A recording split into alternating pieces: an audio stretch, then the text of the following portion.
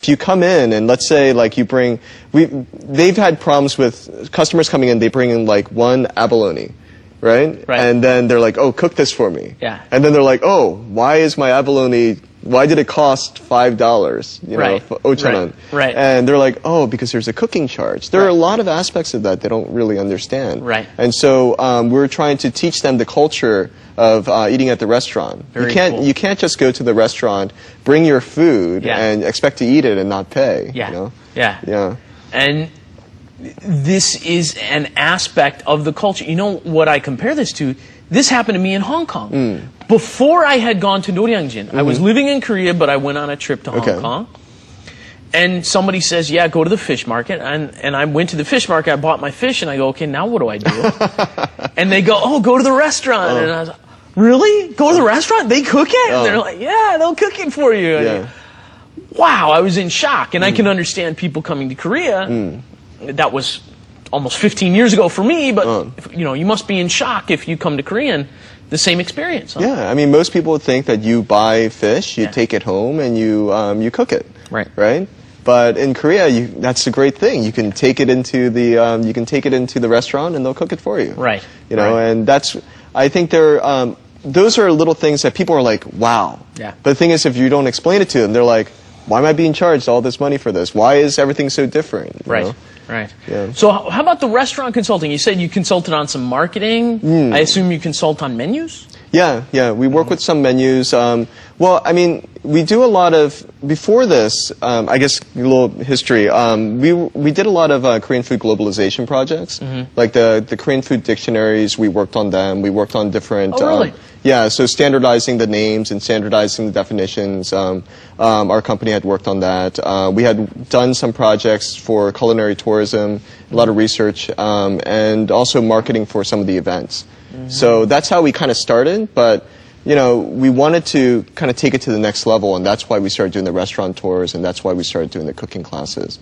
But with the marketing that I do with some restaurants, yeah, we use a lot of the social media aspects. I have a food blog I've been doing for a while, and of course, yes, very famous. There's about 2 or 3 of the most famous food blogs in Korea. You make one of them, right? We can definitely tell people what it is. Go ahead. Oh, really? Yes, you can tell people what your blog is. Okay, it's souleats.com, and it started as a hobby and started something that I was just filling a niche. Basically, there wasn't anyone doing restaurant reviews, and I started doing them. Really? Yeah. Really? Where did you start doing? Dan and I started many years ago.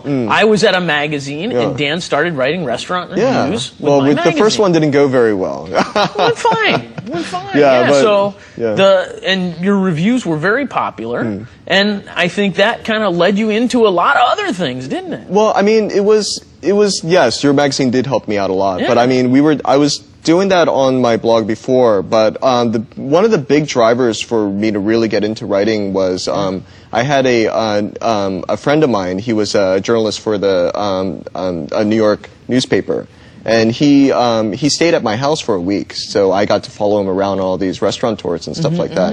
So I got basically I got a crash course on journalism from him, and then it just really kind of pushed me into writing more, and that's actually why I contacted you, because I wanted to start writing for publications and stuff.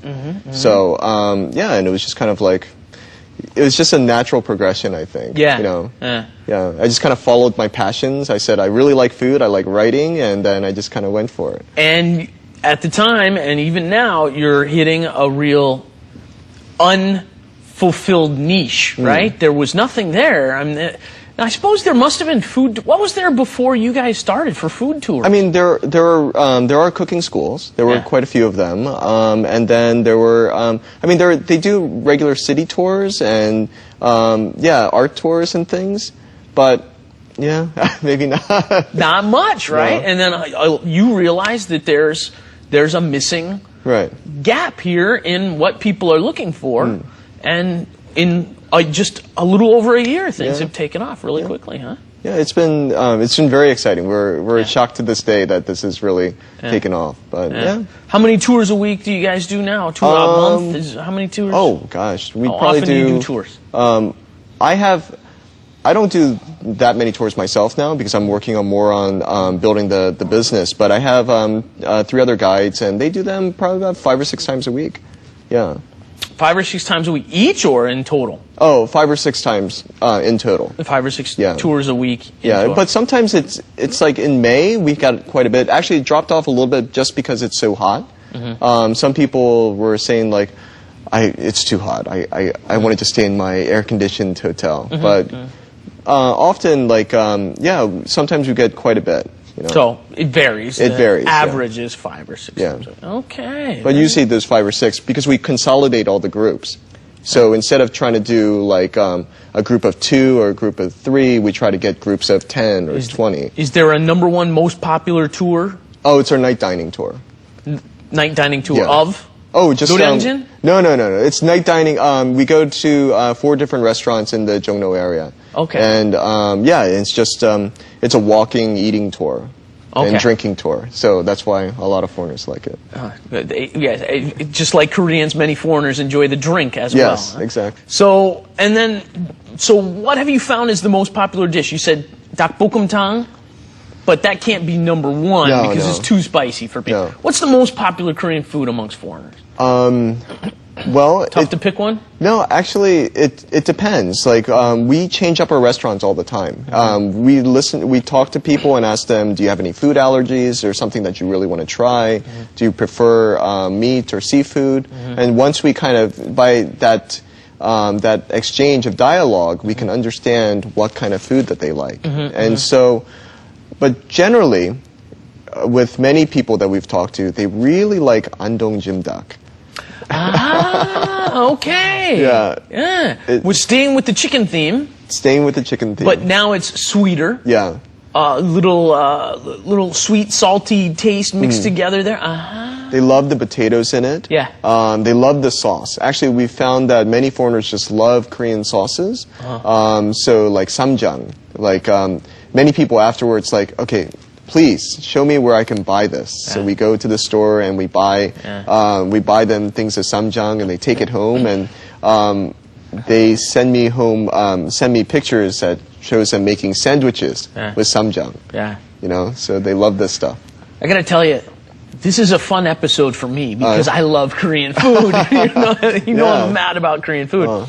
The sauces I love are anything with gochujang and then a little bit of chamgiram and then pae. Oh, okay. With the Korean pears ground up in the sauce. It is really good. That always makes the sauce. What kind of dishes have that kind of thing? Like yukwae would generally have. Well, the sauce. Okay, right. Or what's the other? Makguksu, right? They always